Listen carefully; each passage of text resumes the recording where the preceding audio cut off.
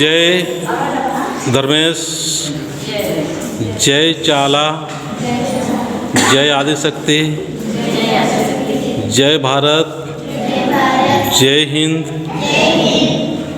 तो मैं आज इस सुंदर सा माहौल और हमारे वीर अमर शहीद वीर बुद्धू भगत के जन्मभूमि से एक ऐसा संदेश देने का प्रयास कर रहे हैं। इस प्रार्थना में हमारे साथ में एक मुसलमान भाई आए हुए हैं और प्रार्थना में शामिल हुए, विनती में शामिल हुए और भजन में भी शामिल होकर एक सुंदर संदेश और सुंदर बातचीत रखते हुए एक मानवता का संदेश दे रहे हैं। तो उस संदेश को सुने और इस संदेश को हम सारे को अपनाने और जानने की ज़रूरत है, ताकि हम आपस में प्रेम से, हम आपस में एक दूसरे से इतना प्रेम रखेंगे कि हमें कोई भी हमारे अंदर में नफरत का बीज ना बो पाए। तो चलिए सर, आप अपना परिचय देते हुए बताइए। मेरा नाम है मकबूल अंसारी, मैं सिलागांव के रहने वाला हूँ। आज मैंने इस मीटिंग में शामिल हुआ।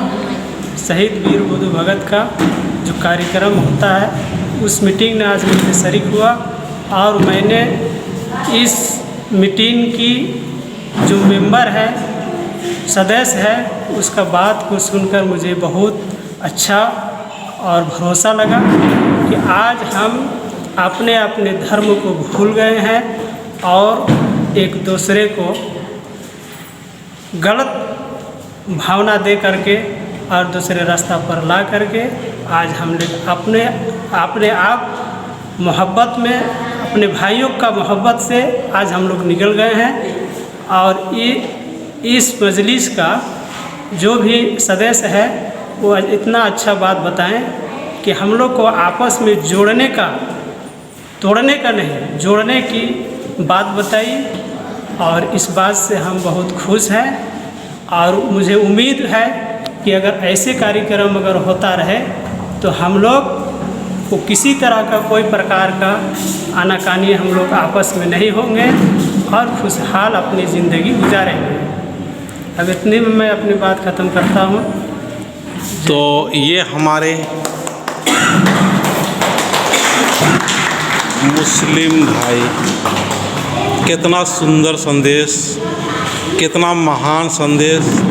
और यहाँ पर आज प्रार्थना सभा के माध्यम से प्रार्थना और विनती जी हुए उनमें शामिल हैं और अभी भी प्रार्थना और विनती और भजन होगा, उसमें पूर्ण तरह से पूरा विश्वास के साथ में प्रेम कर रहे हैं। अपना मुसलमान होने के नाते अपना धर्म को भी बहुत प्यार करते हैं, अपना कौम को भी बहुत प्यार करते हैं और पूरा आदिवासी समाज, सन्ना समाज और अन्य समाज को भी प्यार करते हुए वास्तविक ज़िंदगी क्या है, सत्य क्या है, प्रेम क्या है और एक दूसरे का सहयोग और एक दूसरे को भलाई करते हुए हम लोग जीवन में सुखी ज़िंदगी व्यतीत करेंगे। ये महान संदेश, इस प्रकार के संदेश आज हम हर समाज में, हर धार्मिकता जो धर्म जगह है वहाँ पर भी होना चाहिए, ताकि हमारे अंदर में जो दरार पैदा होता है एक दूसरे के प्रति,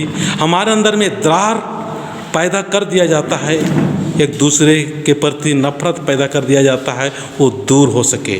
तो मैं इस वीडियो के माध्यम से, इस संदेश के माध्यम से मैं चाहूँगा कि हर धार्मिक स्थान में सभी लोग आएँ और सभी लोग को इज्जत मान सम्मान करें।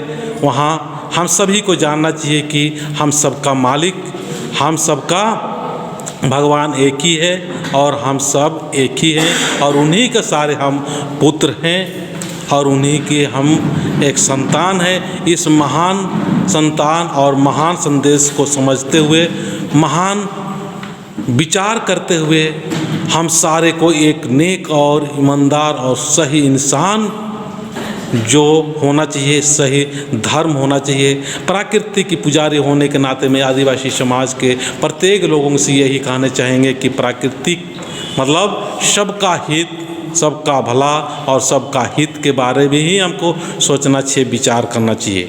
तो ये महान संदेश, महान विचार, और मैं इस मुसलमान भाई हमारे साथ में इस प्रार्थना में आए, शामिल हुए, इसके लिए मैं अपने तरफ से बहुत बहुत धन्यवाद देता हूँ।